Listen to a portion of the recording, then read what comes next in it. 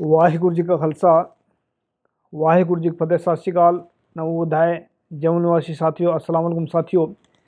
Voice of मानवता TV news पर आप सभी का स्वागत है। मेघराज सिंह यूएसए से। साथियों, आप सभी जानते हैं कि वॉइस ऑफ मानवता उठाता है सबकी आवाज़, गरीबों की आवाज़, मजलूमों की आवाज़। और आप सभी जानते हैं कि जो आंदोलन चल रहा है दिल्ली के अंदर, किसानों का आंदोलन जो चल रहा है, उस पर हम बात करेंगे। जो आज का हमारा जो प्रोग्राम है, आज की मुलाकात जिंदे लोगों के साथ, और जिंदे हम उन्हीं को मानते हैं जो सच बोलना जानते हैं। तो दो साथी हमारे साथ जुड़े हैं। एक तो हमारे रिजवान अहमद जी हैं जो लखनऊ से हैं, और उनके दूसरे साथी मोहम्मद शकील जी हैं, वो जुड़े हैं हमारे साथ में। तो इस स्टूडियो में उनसे मुलाकात करते हैं जी। वाहिगुरु जी का खालसा वाहिगुरु जी की फतेह। सत श्री अकाल, नमो बुद्धाय, अस्सलाम वालेकुम साथियों। वॉइस ऑफ मानवता न्यूज चैनल पर आप सभी का स्वागत है। मैं मेघराज सिंह अमेरिका से। साथियों, आप सभी जानते हैं कि हम हफ्ते में प्रोग्राम लेकर आते हैं। आज की मुलाकात जिंदे लोगों के साथ। जिंदे हम उन्हीं को मानते हैं जो सच बोलना जानते हैं, वरना झूठ बोलना या बेईमानी करना या चुप रहना तो मुर्दे भी जानते हैं। तो आज हम बात करेंगे कि सरकार किसानों के प्रति इतनी खतरनाक क्यों। हमारे साथ में दो भाई जुड़े हैं, एक मोहम्मद शकील जी हैं और दूसरे रिजवान अहमद जी हैं। तो ये लखनऊ से हैं और इनका स्वागत करते हैं सबसे पहले, फिर उसके बाद उनको क्वेश्चन स्टार्ट करते हैं। जी रिजवान जी, आपका वॉइस ऑफ मानवता न्यूज चैनल में बहुत बहुत स्वागत। सत श्री अकाल, अस्सलाम वालेकुम जी। वालेकुम, बहुत बहुत शुक्रिया सर। मोहम्मद शकील जी, आपका भी वॉइस ऑफ मानवता न्यूज चैनल में बहुत बहुत स्वागत। सत श्री अकाल जी। अस्सलाम वालेकुम। बहुत शुक्रिया सर। जी साथियों, हम बात करेंगे आज जो किसानों का मसला चल रहा है उसके प्रति सरकार का रवैया क्यों इतना खतरनाक क्यों है। तो इसमें जो सरकार ऐसी क्यों कर रही है, तो मोहम्मद शकील जी, पहले तो आप अपने बारे में बताएं, अपना तारुफ करा दीजिए पूरा, ताकि फिर हम सवाल कर सकें आपसे। जी मोहम्मद शकील जी। मैं ऑल इंडिया मजलिस इत्तेहादुल मुस्लिमीन का जिला महासचिव हूँ लखनऊ से। जी। और राजनीति में सक्रिय हूँ। जी। किसानों के लिए जो सरकार की नीति है वो अच्छी नहीं है। सरकार किसानों का दमन करना चाहती है और मनमाने ढंग से उनको अपनी नीतियों को मनवाना चाहती है, जिससे किसान जो है लामबंद हो चुका है और सरकार के खिलाफ सड़कों पर उतरा हुआ है। और देश में हालात पूरी तरीके से खराब हैं। इस मुद्दे को लेकर के और तमाम नुकसानात भी हो रहे हैं भारत के अंदर। जी रिजवान अहमद जी, आपका भी वॉइस ऑफ मानवता टीवी पर बहुत बहुत स्वागत। आप भी अपने बारे में अपना तारुफ करा दीजिए रिजवान जी। मेरा रिजवान अहमद, लखनऊ से। मोहम्मद शकील जी बताएं हमें। तो एक तो लाइट आपके यहाँ पर अंधेरा हो रहा है बिल्कुल। अब तो मुझे मेरा सबसे पहला सवाल ये आपसे है कि जो आज की जो डेट में जो सरकार है, ऐसी सरकारें तो 1947 के बाद में आ रही है। शरीफ 1947 से लेकर आज तक सरकारों का किसानों के ऊपर क्या रवैया रहा है, इसके बारे में बताया प्लीज। ये सरकार जो है, ये 70 सालों के इतिहास में जब से देश आजाद हुआ है, सबसे झूठी और सबसे दमनकारी सरकार है। सरकार ने आ रही है जी। सरकार ने सिर्फ किसानों के लिए ही नहीं, हर तबके के लिए एक ऐसी रेखा खींच दी है जिससे लोग जुल्म का शिकार हो रहे हैं। ना पानी की व्यवस्था है, ना स्वास्थ्य की व्यवस्था है, ना शिक्षा की व्यवस्था है। झूठ बोल करके पूरी सरकार चलाई जा रही। झूठ की बुनियाद पे नरेंद्र मोदी जी और बीजेपी की सरकार पूरे तरीके से चल रही है और जमीन पे कोई हकीकी काम उनका नहीं दिख रहा है। इन 12 सालों में उन्होंने किसानों का दमन किया है, उन्होंने मुसलमानों का दमन किया, उन्होंने दलितों का दमन किया है, उन्होंने हिंदुत्व को उधार दी है और हिंदू मुस्लिम की लड़ाई करा करके इस देश के अंदर नफरत का फैलाने का काम किया है। और इस देश का जो नौजवान है वो नौकरी मांग रहा है। जी सर। जी जी जी रिजवान जी, मैं आपसे जानना चाहता हूँ, जैसे नफरत फैलाई लोगों ने, नफरत फैलाने के पीछे क्या कारण समझते हैं? अभी इतनी नफरत क्यों फैलाई इन लोगों ने, क्या इसके पीछे क्या समझते हो? सर देखिए, नफरत फैला मसला ये है सब कि हर इंसान को, हर आदमी को अपनी अपनी मारूफियत हर इंसान को पसंद है सर। और दूसरी बात यह है कि कुर्सी छोड़ना नहीं चाहता है, तो उस कुर्सी को हथियाने के लिए वो किसी हद तक के जा सकते हैं, चाहे वो किसी किसान मर रहा हो या गरीब जनता मर रही हो, उससे नहीं मतलब है। उनको झूठ बोल करके और उनको बरगला करके अपनी कुर्सी को हथियाने के लिए और अपनी सरकार को चलाने के लिए किसी हद तक करके जा सकते हैं। उनको गरीबों से और परेशानियों से उनसे कोई लेना देना नहीं।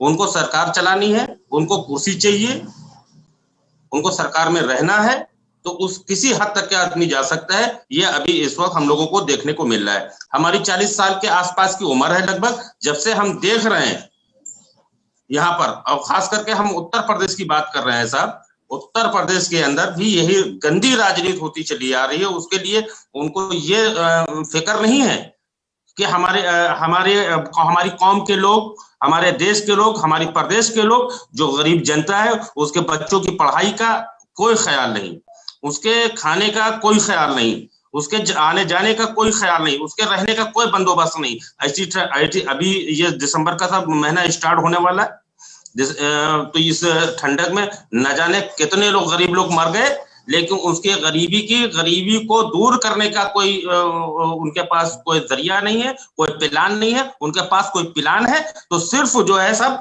उनको अपनी कुर्सी चाहिए, बस। उसके लिए किसी हद तक करके जा सकते हैं कि कोई भी झूठ उनके लिए जायज है, हर झूठ वो बोल सकते हैं।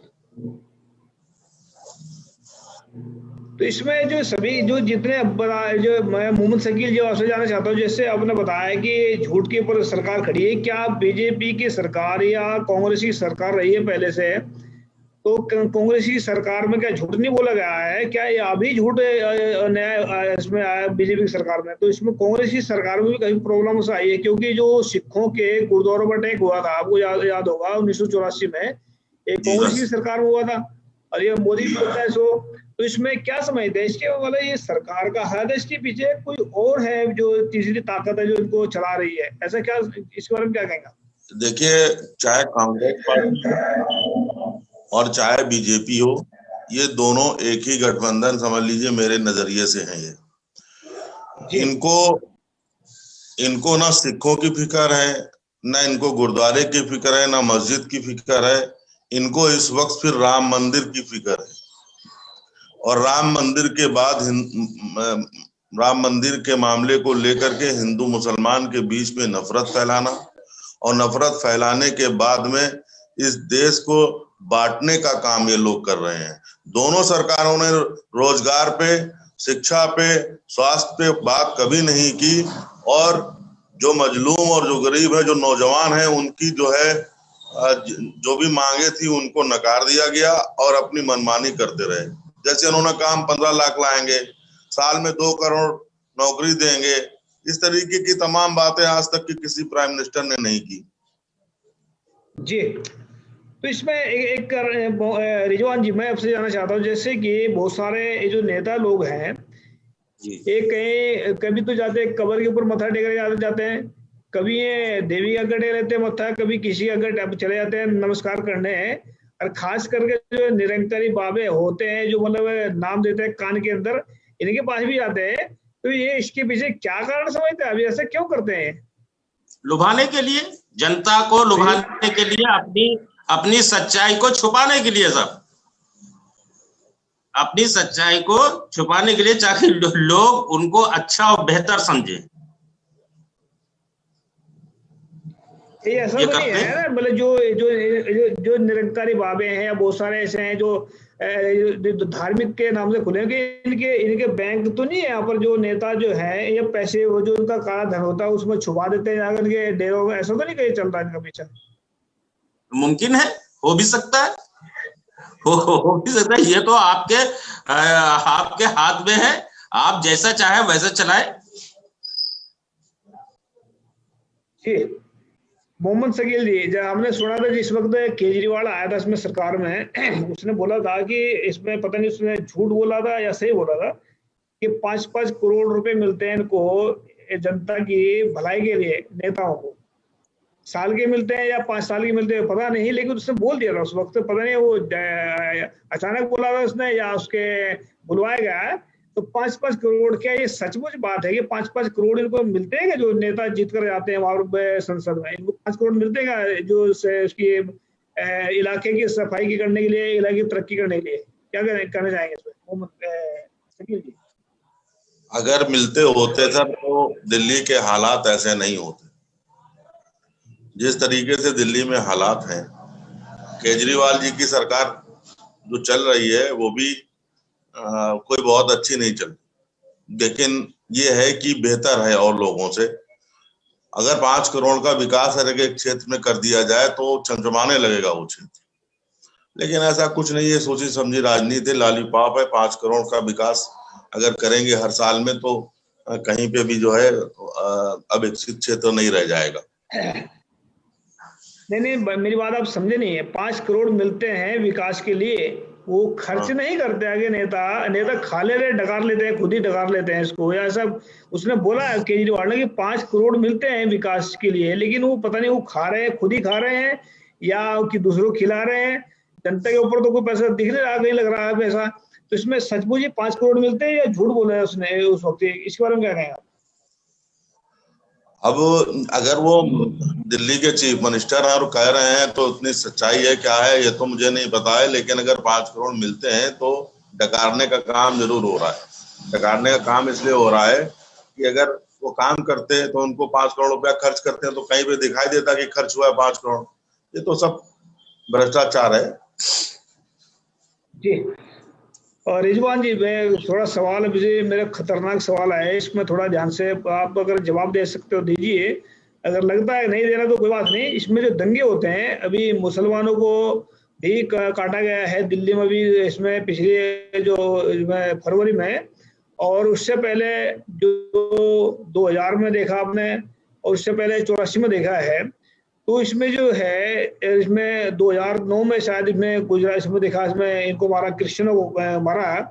तो इसमें दंगों के बीच में पुलिस वालों का, नेताओं का, ये किन किन के हाथ होते हैं इनके पीछे? क्योंकि बिना नेताओं के, बिना पुलिस वालों के मेरे ख्याल इन्वॉल्व होने के, इसमें अगर ना इन्वॉल्व हो तो ऐसे दंगे हो ही नहीं सकते। तो इसमें क्या समझते हैं ऐसे क्यों होता है इनके? जो अगर ये नेता सही है तो दंगे क्यों हो रहे हैं, अगर पुलिस वाले सही है तो दंगे क्यों हो रहे हैं? तो इनके हाथ हो सकते हैं, इनके पीछे क्या कहना चाहेंगे इसमें रिजवान जी? आपका सवाल हम सुन नहीं पाए पूरा, नेट की दिक्कत है, फिर से आप थोड़ा रिपीट कर दें। जैसे दंगे होते हैं ना, दंगे हुए हैं 84 में हुए दंगे, और 2000 में दंगे हुए हैं, मुसलमानों को काटा गया है, तो उसमें 2009 में दंगे हुए हैं। तो दंगों में मुस्लिम, इनका जो नेता है इनका और पुलिस वालों के जो है इनकी शमूलियत होती है, तभी होते हैं वो, पता है। तो मेरे अंदाजा था ऐसा है, लेकिन आप बताएं इसके पीछे क्या इसमें पुलिस वालों की और नेताओं का हाथ होता है क्या दंगों के पीछे? क्योंकि तो इतना जो कत्लेआम होता है इसके पीछे, क्या कारण समझते हो उसके पीछे? सर देखिए, हम जिस मुल्क में रह रहे हैं और जहां पे रह रहे हैं, हम आपको बता दें,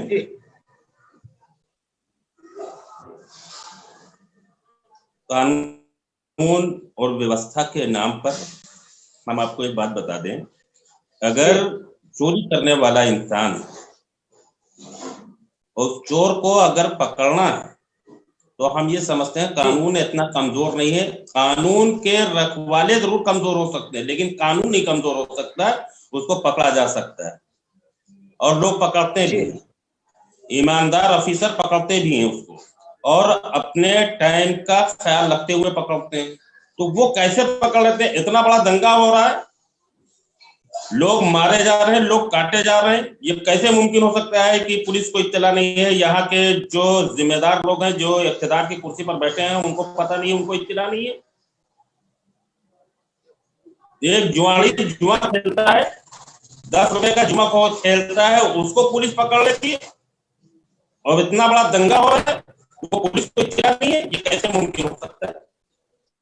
इसका मतलब ये है कि उनके नॉलेज में रहती है बात।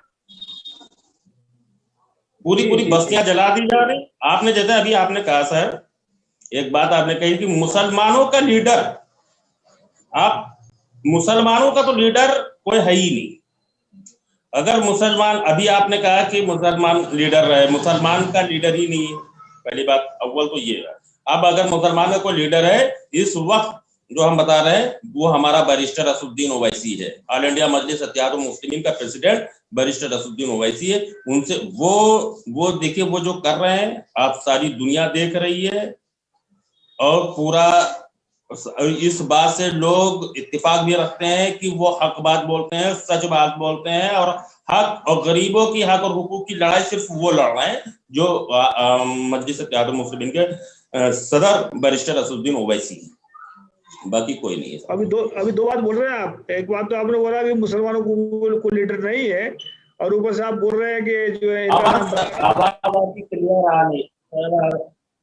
सर आवाज क्लियर नहीं आ रही है, जवाब देने का सवाल ही नहीं सर। अब दो बात बोले ना, अभी आपने एक तो कहा कि मुसलमानों को कोई लीडर नहीं है, और उसके बाद में बोल रहे कि असदुद्दीन ओवैसी जी हैं लीडर्स के, तो दो बात बोली आपने इसमें। तो थोड़ा मतलब मोहम्मद शकील जी, मैं आपसे जानना चाहता हूँ कि जैसे मोहम्मद जब ये बताए कि लीडर मुसलमानों के ये ने, तो क्या सचमुच वो लीडर है? क्या वो सही में जो काम कर रहे हैं मुसलमानों के लिए, केवल मुसलमानों के लिए काम कर रहे हैं या सभी के लिए काम कर रहे हैं? उनके बारे में क्या कहना चाहेंगे आप? नहीं, वो सभी के लिए काम कर रहे हैं। वो कोई खाली मुसलमानों के लिए काम नहीं कर रहे हैं, वो दलित के लिए भी काम कर रहे हैं, वो पिछड़ों के लिए भी काम कर रहे हैं, वो अगड़ों के लिए भी काम करेंगे। वो अपनी बात को रखते हैं संवैधानिक तरीके से, वो देश में अपनी बात रखते हैं। और उन्होंने आज तक किसी मुस्लिम से ये नहीं कहा कि आप हमें वोट दीजिए, और ना ही दिया मुसलमानों ने। लेकिन उन्होंने चाहे तलाक का बिल हो, चाहे वो बाबरी मस्जिद का मामला हो, चाहे वो और कोई मामला हो, चाहे गुजरात के दंगे हों, चाहे 1984 के सिख के दंगे हों, और चाहे जो है मुजफ्फरनगर में समाजवादी पार्टी की सरकार में जो दंगे हुए हैं, उन सारे मसलों पे वो शख्स बोलता है। इसलिए हम ये कहते हैं कि वो हमारा लीडर है। जी रिजवान जी, आवाज आ रही का पूरी? बिल्कुल आ रही है। तो रिजवान जी, अभी मैं जो सवाल करने वाला हूँ थोड़ा ये और भी खतरनाक हो सकता है। तो जैसे बहुत सारे जो मुसलमान हैं, या कई साल तक इनको जेल में रखा जाता है, 20-20, 25-25 साल तक जेल में रखकर उनको कहते हैं कि ये बेगुनाह है। तो जो लोग उनको पकड़ रहे हैं, तो ये आपकी पार्टी है जो ये उसके ऊपर केस क्यों नहीं करती? जिन्होंने पकड़ा था उसके ऊपर जितने कई करोड़ का उसके ऊपर केस करना चाहिए भाई। जब बेगुनाह था तो उन्हें पकड़ा क्यों उसकी? और जब लाइफ खराब कर दी है तो उसका जितना जुर्माना है ये भरे, इसका 50 लाख या 1 करोड़ रुपए का, जो मतलब ताकि उसकी जिंदगी भी सही गुजर सके। इसके पीछे क्या कहना चाहेंगे? क्यों नहीं ऐसा करवा रहे? आपकी पार्टी है? नहीं, पार्टी देखिए, पार्टी हमारे सदर साहब यहाँ से सड़क से लेकर के सांसद तक के हक और हुकूक की लड़ाई लड़ते हैं और मजलूमों की लड़ाई लड़ते हैं। तो वो तो जो हमारे देश की, हमारे हिंदुस्तान की सबसे बड़ी नगर पंचायत है, उसमें खड़े होकर के विरोध जताते हैं। इससे बड़ा और क्या हो सकता है? जहां पर हमारे देश में जहां पर कानून बनते और बिगड़ते हैं, उस जगह पे खड़े होकर के आप उसको ऐलान करते हैं, आप विरोध करते हैं। मेरी खास करके मुस्लिम भाइयों को रिक्वेस्ट है, मेरी खास करके, इसको हिंदुस्तान कहना बंद करें। हिंदुस्तान ये बनाना चाहते हो, शैतान लोग हैं, इसको बनाना चाहते हैं भी भारत ही है और भारत ही रहेगा। तो शैतानों का सपना तो पूरा नहीं, कभी नहीं हुआ। लेकिन हिंदुस्तान मत कहें इसको, ताकि उसका 1-2-4 वोट घट जाए। भारतीय कहे तो इसमें अच्छा रहेगा, क्योंकि संविधान के अंदर ही भारतीय है ये। तो मोहम्मद शकील जी, आप आ जाए सामने थोड़ा।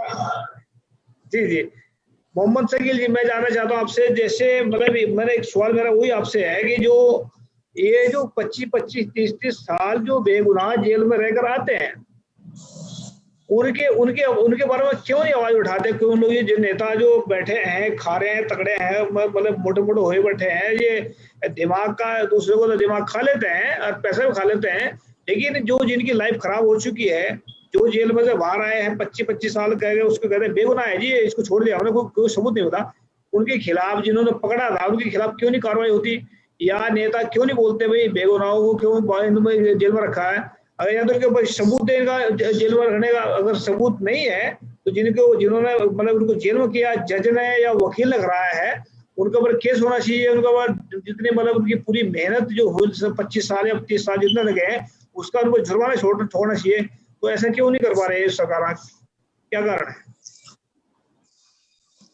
देखिए, जिस तरीके से ये सब अंदर हो रहा है, तो हम ये कहना चाहेंगे कि जो सरकार में बैठे लोग हैं, जहां पे विधानसभा के अंदर और संसद के अंदर कानून बनते और बिगड़ते हैं, वहां पे इस तरीके का कानून बनाने का सरकारें काम करें।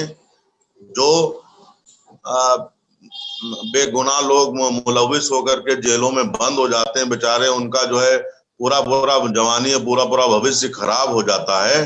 तो इसके लिए कानून उनको बनाना चाहिए जो देश को चला रहे हैं, देश के संसद में बैठे हुए हैं, विधानसभाओं में बैठे हुए हैं, लेकिन उनको इसकी कोई फिक्र नहीं है।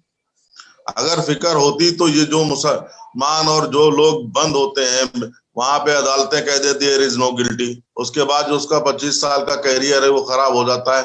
मैं चाहता हूं कि इसके लिए एक जजों की कमेटी बने और उस कमेटी में ये बात रखी जाए कि जो इस तरीके के लोग हैं उनको सरकार मुआवजा दे, और मुआवजा दे के नौकरी देना चाहिए उनको। और अगर कहीं दीवार गिर जाती है और उस पे जो है किसी की मौत हो जाती है, उस पे कंपनसेशन देती है सरकार। लेकिन ऐसे लोग जो बेचारे अपनी माँ बहनों को छोड़ करके और अपने बाप को छोड़ करके गलत मुकदमों में फंस कर जाते हैं जेलों के अंदर, उनके साथ जो है जो होता है उसके लिए कोई आवाज ना नेता उठाता है, ना कोई मंत्री उठाता है, ना कोई विधायक, ना कोई सांसद उठाता है। और बिल्कुल देना चाहिए उनको, पैसे देना चाहिए उनको, नहीं कम से कम तो लोन दे करके उनको कुछ रोजगार तो देना चाहिए, थोड़ा बहुत तो मरहम लगाना ही चाहिए। और इसके लिए बिल्कुल मेरी मांग है कि कानून बनना चाहिए। बिल्कुल जो लोग बरी हो जाते हैं, जिनकी जिंदगियां खराब हो जाती है, उनकी 25 साल का जो कंपनसेशन है वो देना चाहिए। अभी जो पार्टियां जितनी भी किसी ने अभी तक इसके खिलाफ आवाज नहीं उठाई है, किसी ने इस तरह की बात जो हो इनके जो जुर्माना ठोकना चाहिए इनके ऊपर, जो पुलिस वाले हैं या मतलब मिलिट्री जो भी है, मतलब वकील हैं, जज हैं, ऐसे फैसले सुनाते हैं, गलत फैसले सुनाते हैं, फिर बाद में कहते हैं नो गिल्टी। भाई नो गिल्टी में क्या है? अपना पूरा करियर खराब हो जाए एक बंदे का, एक इंसान का। अभी आवश्यक भी बहुत सारे ऐसे जो जेलों पड़े हैं, जो उनकी उम्र कैद भी पूरी हो गई है, फिर भी उनको छोड़ रहे हैं। तो इनको आने वाले उसमें देखें कौन कौन इनका जो है, इनका क्या करना है। तो आप अगर मेरी रिक्वेस्ट आपकी पार्टी से, 500 वकील ऐसे तैयार कीजिए जो बिल्कुल ऐसा ध्यान रखे जहां पर भी कत्लेआम होता है या कहीं भी उस इलाके के जो ऐसे हैं जो उनके ऊपर कार्रवाई की जाए, ताकि वो वहां पर बलात्कार जो बहुत होते हैं, बलात्कारी क्या होता है, बलात्कारी तो भाग जाते हैं, सिर्फ उनको फंसा देते हैं जिनके साथ बलात्कार हुआ, पुलिस वाले वैसे हो रहे हैं। तो 500 वकील ऐसे तैयार कीजिए, बिल्कुल तगड़ा, उनकी दहशत इससे मतलब गुंडों से भी ज्यादा होनी चाहिए दहशत उनकी, पुलिस वालों की, वकीलों की, ताकि ये पुलिस वाले भी कांपते फिरे उनके सामने पे ये हमारे ऊपर कार्रवाई कर सकते हैं। ऐसा सिस्टम मैं उम्मीद करता हूँ आपकी जो पार्टी है ऐसा करेंगे कि 500 वकील इसे तैयार कीजिए, ताकि वो मतलब उनके ऊपर कार्रवाई करे, जो भी कार्रवाई सही पुलिस वाले काम ना कर सके। क्योंकि अगर बलात्कार होते हैं या चोरी डकैती होती है या मुसलमानों को मारा जाता है गाय के नाम पर या राम के नाम पर, तो ऐसे वकील तैयार कीजिए 500, मेरी रिक्वेस्ट आप सभी से। तो इसमें जो है रिजवान जी, मैं आपसे जानना चाहता हूँ, जैसे हम देखते हैं इसमें कि जैसे आप अगर किसी से अल्लाह कहते भी आप अल्लाह बोलें तो आपके मन को खुशी होती है, अगर आपके कहने से किसी ने अल्लाह बोल दिया खुशी होती है। अगर एक तरफ अल्लाह कहने से खुशी हो रही है, दूसरी तरफ राम कहने से, जय श्री राम बोलने से उसका कत्लेआम किया जाता है, जबकि आदमी कत्लेआम मतलब जो जय श्री राम भी बोल रहा फिर भी उसको मार दिया गया है। तो ये मतलब राम कहने से या अल्लाह कहने तो खुश होना चाहिए आदमी को, फिर भी कत्लेआम हो रहा है, इसके पीछे क्या कारण समझते हैं, क्या है इसके पीछे? बस ये जो जय श्री राम जबरदस्ती जो बुलवा रहे हैं और उसके पीछे जो कत्लेआम हो रहा है, हम ये समझते हैं कि वो जय श्री राम की अगर एक छोटी से सावाने हयात को पढ़ लेते तो वो जय श्री राम को कभी बदनाम न करते। और पूरी हम ये कह रहे हैं कि जय श्री राम के नाम पर मारने वालों, आपके माध्यम से मैं उनसे ये मेरी गुजारिश है कि अगर जय श्री राम के जरा से भी एक छोटे से नक्शे कदम पर चल जाएंगे तो वो कभी जुल्म करने के लिए सोच भी नहीं सकते। तो जय श्री राम वो शख्सियत, वो हैसियत, वो चीज महान थी कि कभी वो ये नहीं सोच सकते थे कि किसी को तकलीफ पहुंचाई जाए। अगर उनकी जरा से सोच पे अमल कर लेते ये मारने वाले, ये काटने वाले, तो जय श्री राम को बदनाम ना करते। उनका काम नहीं था ये। उनके कामों पे अगर ये चलते, उनके सिद्धांतों पर चलते, तो देश में अमन और चैन, ये मॉब लिंचिंग, इस तरीके के मामला नहीं होते। सिर्फ अमन और चैन ही कायम रहता, क्योंकि ये उनके सिद्धांत पे नहीं करते, उनको बदनाम करते हैं, मुसलमानों को मारते नहीं है। ये जय श्री राम को भी बदनाम करते हैं, भगवान को नहीं छोड़ रहे हैं ये बदनाम करने में। जी मोहम्मद शकील जी, मैं आपसे जानना चाहता हूँ, जैसे हम देखते हैं इसमें सरकारें जो है मुसलमानों के खिलाफ हैं, सिखों के खिलाफ हैं और किसानों के खिलाफ हैं। अभी आंदोलन चल रहा है दिल्ली के अंदर और एक किसान दिल्ली तक पहुंचे हैं बैरियर तोड़कर, 3 बैरियर तोड़े हैं सिखों ने, और ये दिखा दिया कि सिख जो है जहां पर भी खड़ा होगा, गुरु गोविंद सिंह जी कहते हैं कि 1.25 लाख से एक लड़ाऊं तब है गोविंद सिंह नाम कहा हूं। 1 लाख का तो उन्होंने दिखा दिया, 3 बैरियर तोड़ करके दिल्ली में एंटर हो गए हैं। अब ये सरकार जो है मुसलमानों के खिलाफ है, सिखों के खिलाफ है, दलितों के खिलाफ है और सबके खिलाफ है। तो किसके हक में सरकार है ये, जो मतलब इतने सबके खिलाफ होकर है, किसी के हक में है ये और इनके खिलाफ क्यों है, क्या कारण हुए थे? मोहम्मद शकील जी। देखिए, सिखों का इतिहास रहा है, उन्होंने जुल्म को कभी बर्दाश्त नहीं किया है। अब सरकार ने किसानों के ऊपर जिस तरीके से दमनकारी नीतियां लागू करके और कानून को पास कर दिया, उसका विरोध करने के लिए सिखों ने, पंजाब के लोगों ने और जितने भी किसान हैं उधर के सारे लोग आ गए दिल्ली के अंदर, और सरकार इसको बर्दाश्त नहीं कर पा रही है और सरकार के नाक के नीचे बिल्कुल किसान आ गए हैं और उनको उनके मिनिस्टर ने कहा कि हम उनसे बात करने के लिए तैयार हैं। उन्होंने कल की न्यूज में कहा था कि हम उनसे बात करेंगे, लेकिन जिस तरीके से ये तमाम तरीके के लॉलीपॉप देते हैं, कानून बनाते हैं, कभी कुछ करते हैं, उसका कोई इम्प्लीमेंटेशन नहीं हो पा रहा भारत के अंदर। जी तो रिजवान जी, मैं आपसे जानना चाहता हूँ, रिजवान जी, मैं एक जैसे कि मनुवादियों का इतिहास रहा है, पहला इन्होंने 5000 साल में जो भी बोला है कोई पूरा नहीं किया। और महाभारत की कहानी देखी होगी आपने कि वो शकुनी बोलते हैं उसको, दुर्योधन को, इनको दुर्योधन बेटा दायां दिखाकर बायां मारना, इसको शतरंज की चाल कहते हैं। तो दिखाते कुछ और हैं, करते कुछ और हैं, बोलते कुछ और है, होता कुछ और है। तो ये कई किसानों के साथ में वादा करके फिर मुकर तो नहीं जाएंगे। अगर किसान तो मेरे ख्याल से इसे वादा करके चले जाएंगे, हाथ से निकल जाएंगे, लेकिन ये पीछे हो सकता है इन्होंने कोई प्लान और किया हो उनको मतलब भड़काने के लिए, या ये तो अपने वादे पर आज तक 5000 साल तो किसी वादे पूरे नहीं उतरे आज तक। तो ये इसमें क्या गारंटी कि कोई जो वादा करेंगे उसको पूरा उतर पाएंगे?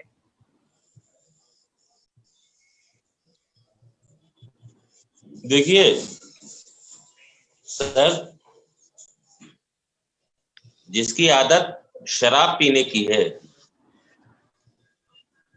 वो आपके सामने अगर आपका आदर करता है तो वो आपसे झूठ भी बोल देगा, लेकिन उसकी शराब पीने की आदत छूटेगी नहीं। हमको ना भरोसा है ना विश्वास है इनके ऊपर, ये कुछ भी कहें हमें नहीं पता है। ये आने वाला वक्त बता सकता है इन्हें कि ये कितना खरे उतरते हैं। नहीं, ये बनवारी सरकार यहाँ सिर्फ 2025 तक ही रहेगी, बाकी इसको उखाड़ने का काम कर रहे हैं पूरे मूल निवासी मिलकर। और जब तक यहाँ बनवारी सरकार भारत के अंदर मौजूद है तब तक यहाँ शांति नहीं आएगी, क्योंकि 70 साल में परख कर देख लिया इनको, और 5,000 साल से जो मार रहे हैं, काट रहे हैं लोगों को, इनको काटने का काम है या खून पे खून देखने का काम है इनका, वो कुछ नहीं है। इनके बस का कोई नहीं है, कुछ काम, कोई काम इनके बस का नहीं है जो करने पाएंगे जिंदगी में कोई भी काम। इनको तो उखाड़ के फेंकना पड़ेगा। तो आने वाले वक्त में तैयारी राज, खालसा राज या जिसको सत्य का राज कहते हैं, ऐसा राज पैदा करेंगे वहाँ। जी मोहम्मद शकील जी, आप बताएं इसमें कि जो सुधार है, अगर नेता और सभी मिलकर ये जो सिस्टम अपने आप को सुधार करना चाहें तो कैसे सुधार कर सकते हैं? ये आखिरी सवाल है मेरा आपसे। जी मोहम्मद शकील जी। ये बिल्कुल सुधार हो सकता है, और जिस तरीके से माइनॉरिटी के लोगों को निशाना बनाते हैं ये लोग, वो सारे लोग इकट्ठा होकर के सरकार के जुल्म और दमनकारी नीतियों के खिलाफ आवाज उठाएं और सड़क पे आए। और सड़क पे आने के बाद में जब तक कि ये दमनकारी सरकार को उखाड़ कर ना फेंक दें तब तक कि हटे नहीं, और लगातार इसके लिए संघर्ष करना पड़ेगा, लगातार इसके लिए जो है हमें लड़ना पड़ेगा। जिस तरीके से आपके जो है गुरु गोविंद साहब ने लड़ाई लड़ी जुल्म के खिलाफ, जिस तरीके से हमारे हुजूर सल्लल्लाहु अलैहि वसल्लम ने लड़ाई लड़ी जुल्म के खिलाफ, उस तरीके से हमको लड़ाई इस देश के अंदर लड़नी पड़ेगी और अपना हक लेना पड़ेगा। जी साथियों, हम बताना चाह रहे हैं एक बात और भी, कोरोना की आड़ में बहुत कुछ चलने वाला है, अभी आने वाले वक्त में लॉकडाउन भी लग सकता है, और ये जो वैक्सीन आ रही है कोरोना की, हो सकता है शायद उसमें कोई खतरनाक चीज हो, ये कुछ न कुछ ज्यादा षड्यंत्र करेंगे जिसकी वजह से भारत के लोगों को या मुसलमानों को या सिखों को या बौद्ध को ये रगड़ना चाहेंगे, तो सावधानी रहेगा, सावधान रहे। और जन आंदोलन इसका एक जरिया है जो उसको उखाड़ कर फेंका जा सकता है। जी रिजवान जी आप बताएं इसमें कि जो है कोरोना की आड़ में बहुत कुछ करने वाले आने वाले वक्त में, उसमें अपना बचाव कैसे करें और सभी लोग सुधार कैसे कर सकते हैं ताकि अपने जीवन को एक सुख शांति से या खुशहाली से जी सकें? रिजवान जी। कोरोना से बचाने की क्या बात बताई? बचने के लिए जहां तक के मामला ये है कि हर आदमी, हर इंसान, हर एक इंसान को ये चाहिए कि वो अपनी जब सुरक्षा कर लेगा, अपनी जब हिफाजत कर लेगा, तब दूसरा अपना आप ही महफूज हो रहेगा। हाँ, जो भी जैसे कि कहते हैं कि मास्क पहनना, अगर कोई जरूरत है तो आदमी निकले बाहर। ये कोरोना देखिए महामारी किसी वक्त, किसी टाइम पे, किसी जमाने में आ सकती हो सकती है। ये अल्लाह का अजाब है, हम तो ये कहते हैं ये अल्लाह का अजाब है। इससे हर आदमी को हिफाजत करना चाहिए, महफूज रहना चाहिए। जैसे जो भी तरीके, जो भी जराए हो, उन जराए के जरिए से अपनी हिफाजत करे, अपने पड़ोसियों की हिफाजत करे, अपने महल्ले की हिफाजत करे, अपने मुल्क की हिफाजत करे और पूरे देश की, पूरी दुनिया की हिफाजत हो। जी बस ये लास्ट में पूछना चाहता हूँ, ये जो नेता हैं, नेता सुधार करना चाहते हैं अपने अंदर, तो उनको सुधार कैसे कर सकते हैं? नेता जो बिगड़े हुए नेता हैं, जो मतलब लोगों को परेशान भी करते हैं और जेब काटने का काम भी करते हैं, अगर वो सुधार करना चाहें तो कैसे सुधार कर सकते हैं? उसका तरीका एक है, क्योंकि यहाँ पे लोकतंत्र है, ये प्रजातंत्र अगर चाहेगी, ये यहाँ की जनता राजा बनाती है और यही भिखारी भी बना सकती है। अगर जनता चाहेगी तो ये जो जुल्म करने वाले राजा जो बैठे हैं, इनको अगर जनता चाहेगी, आवाम चाहेगी, हमारे देश की आवाम चाहेगी, तो इनको भिखारी भी बना देगी। वो तो पहले से भिखारी है, दो लोगों का धन लूट कर इतना भर लिया, फिर भी भर रहा होगा पेट। तो राजा तो होता है जो तो सबर संतो हो, उसको राजा कहते हैं। भरोसे पे देखिए, सब भरोसे पे, लोगों ने उम्मीदों पे, कभी 20 लाख के लालच में, कभी किसी लालच में, कभी किसी लालच में, हमारी जनता ने अपने भरोसे पे उनको बना दिया। और ये जनता ही सबक सिखाएगी, आने वाले वक्त में जनता सबक सिखा देगी। अगर कोई लास्ट में कुछ और संदेश देना चाहते हैं लोगों को, दे सकते हैं आप? संदेश सर देखिए, मैं ये चाहता हूँ कि जो हक की लड़ाई लड़ रहा है, जो हक और हुकूक की लड़ाई लड़ रहा है, गरीबों की लड़ाई लड़ रहा है। अभी आपने एक बीच में डॉक्टर साहब से सवाल किया था कि ये जो असदुद्दीन ओवैसी के सिलसिले से, कि आपने कहा था कि ये किसकी पार्टी है, तो हम ये जानते हैं कि हमारे बैरिस्टर असदुद्दीन ओवैसी साहब जो राष्ट्रीय अध्यक्ष है मजलिस इत्तेहादुल मुस्लिमीन के, वो पूरे देश की लड़ाई लड़ते हैं, पूरे देश की गरीबों की लड़ाई लड़ते हैं, पूरे देश के लिए हक हुकूक की लड़ाई लड़ते हैं। आपके जरिए मैं ये चाहता हूं कि मजलिस इत्तेहादुल मुस्लिमीन को पूरे देश में मजबूती मिले और उनकी कारकर्दगी को सामने रखा जाए, और उनकी कारकर्दगी को देखते हुए जनता अब ये अगर चाहती है कि हमारे बच्चों का मुस्तकबिल रोशन हो, और अगर जनता ये चाहती है हमारे में हिंदू और मुस्लिम की नफरत खत्म हो जाए, इत्तिहाद पैदा हो जाए, तो चाहिए कि मजलिस इत्तेहादुल मुस्लिमीन का साथ दें और बैरिस्टर असदुद्दीन ओवैसी साहब का साथ दें। ये मेरा हमारा वॉइस ऑफ मानवता न्यूज चैनल हमेशा सच्चाई और ईमानदारी का साथ देता है। अगर जो भी सच्चाई और ईमानदारी से चलेगा आगे, हम उसको सपोर्ट भी करेंगे और इंटरव्यू लेंगे और हम उसको आगे बढ़ाने की कोशिश करेंगे। जी भाई साहब, मोहम्मद शकील जी, आप कुछ कहना चाहते हैं लास्ट में? जी पूछिए। मोहम्मद शकील जी, आप कुछ कहना चाहते हैं लास्ट में? जी बिल्कुल कहना चाहता हूं कि इस मुल्क के अंदर जिस तरीके से फासिस्टवादी ताकतें और नफरत फैलाने वाली ताकतें हुकूमत कर रही हैं, उनके खिलाफ एकजुट होकर के बैरिस्टर असदुद्दीन ओवैसी की क़यादत में और हिंदू मुसलमान की भाईचारे की एकता की बुनियाद पे मिल करके इस मुल्क को बचाने का काम किया जाए और जनता को ये संदेश दिया जाए कि ये आपके हित में कोई काम नहीं कर रहे। जिस तरीके से देश के अंदर, पूरे देश के अंदर हिंदू मुस्लिम की एक दीवार को खड़ी कर दिया है इन लोगों ने, उस दीवार को पाटने का काम, उस दीवार को गिराने का काम करना पड़ेगा। इसके लिए सारे भाइयों को, सारे जैन, सारे सिखों, सारे मुसलमानों, सारे पिछड़ों को जो है एक होना पड़ेगा। और जिस तरीके से ये मुसलमान के नाम पे पिछड़ों को डराने का काम कर रहे हैं, दलितों को डराने का काम कर रहे हैं, उस चीज पे काम करना पड़ेगा हमको और एक ताकत बनानी पड़ेगी, पॉलिटिकल ताकत बनानी पड़ेगी, एक सियासी ताकत बनानी पड़ेगी, जिससे हम अपने हक हुकूक के कानून संविधान के तहत बना सके और संविधान के तहत इस देश को चलाने का काम कर सके। जी जी जी साथियों, हम बताना चाहते हैं नेक्स्ट वक्त में फिर किसी और मेहमान से मुलाकात होगी। मोहम्मद शकील जी आपका और रिजवान अहमद जी आपका, दोनों को भाइयों को धन्यवाद, और उम्मीद करते हैं आप सभी ईमानदारी से चल करके, मानवता की सेवा करके एक अच्छे काम करके दिखाएंगे। और जो ये शैतान लोग घूम रहे हैं, जो बेगुनाह को फंसाते हैं और जो बहुत कुछ करना चाहते हैं, उनको नेस्त नाबूद करने के लिए आप हरदम साथ रहेंगे। तो हमारा वॉइस ऑफ मानवता उठाता है सबकी आवाज़, और इन जो शैतान लोग घूमे बाहर भी चले गए, उनको भी लाकर जेल में डालेंगे सबको। तो आने वाले वक्त में सच्चाई का राज कायम करेंगे। तो दोनों भाइयों का धन्यवाद बहुत बहुत। मोहम्मद शकील जी आपका भी और रिजवान अहमद जी आपका धन्यवाद बहुत बहुत। आपका भी बहुत बहुत शुक्रिया कि आप जैसे सच्चे इंसान से मुलाकात हुई और बात हुई, बहुत खुशी। शुक्रिया, धन्यवाद आपका। तो साथियों, आप सभी ने देखा, दोनों भाइयों ने जो इंटरव्यू दिया है, एक साथ बैठे थे, उन पर अलग अलग शायद फ़ोन की प्रॉब्लम हो सकती है, शायद इंटरनेट की प्रॉब्लम हुई, लेकिन एक साथ बैठे थे। दोनों ने जो बातें रखी हैं, आप सभी के सामने रखी हैं, बहुत अच्छी बात रखी है सभी ने। और ख़ास करके हम जो इसमें हमारे जो राजा खान जी हैं, उन्होंने जो इसमें जो काम किया जोड़ने का, उनका स्पेशल धन्यवाद करते हैं। और जो किसानों का आंदोलन चल रहा है, ये जो सरकार है, ये सरकार ना तो किसानों की है, ना मुसलमानों की है, ना सिखों की है, किसी की सरकार नहीं है। ये सिर्फ मनवादी सरकार है। और मनवादी सरकार को यहाँ से किसान आंदोलन जो है, सब के सब आंदोलन इसको उखाड़ कर फेंकेंगे यहाँ से।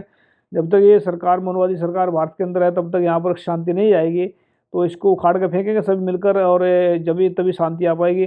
तो हम आने वाले वक्त में फिर किसी और से मुलाकात करेंगे। तो हम इनका मोहम्मद जो शकील जी है और रिजवान अहमद जी का धन्यवाद करते हैं, और ख़ास करके राजा खान जी हैं, जो हमारे प्रिय साथी हैं, हमारे दिल के टुकड़े हैं, उनका स्पेशल धन्यवाद करते हैं, जिन्होंने प्रोग्राम जो करवाया है।